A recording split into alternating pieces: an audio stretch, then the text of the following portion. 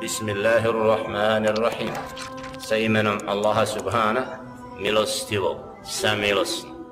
Druga stvar, drugi razlog širenja terora, što škoda toliko rašireno, a to je u stvari slijeđenje strasti. Ljudima to odgovara. Šta? Jednom ugodno otići na Mevlud, proveseliti se, proslaviti. Ono ostalo, niko te neće, šta? Živiš svoj život, kako smo navikli uvijek, od Ida i Nana, misli sam na pitim period, znači kako smo navikli, živimo i onda dođe Mevlud, to je naš pravi. Da se zna da smo muslimani, da mi volimo poslanika, mi ćemo otići na Mevlud, mi ćemo karamela kupiti, svega ćemo. Jeste, se zna. Znači, Mevlud je naš pravnik, crknu neprijatelja, mi ćemo i novi, što su došli novi, a Mevlud je Mevlud. I tako on doživlja.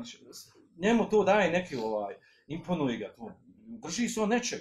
Nešto što je kod nas bilo uvijek. Iako je to 60. godina uvedeno, ali nije bitno.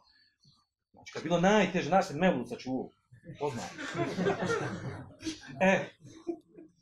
Slijeđenje strasti, znači odgovara ljudima to, da radi mnoge stvari koje su novotare. Lakše je to.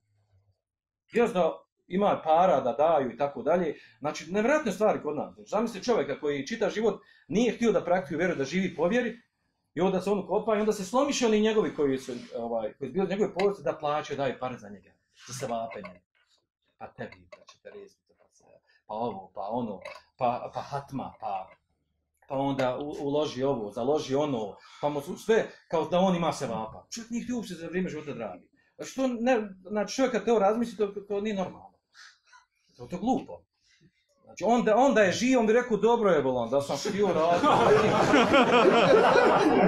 Normalno, to je normalno. A to kod nas ima. I kada to rekao, kaže, kako možeš negirati da se čovjek uči Kur'an?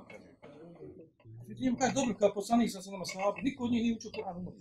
Nije pronašeno nije koji je učio Kur'an. Kod njih su umirali ljudi. Makar pusti to. I tako dalje.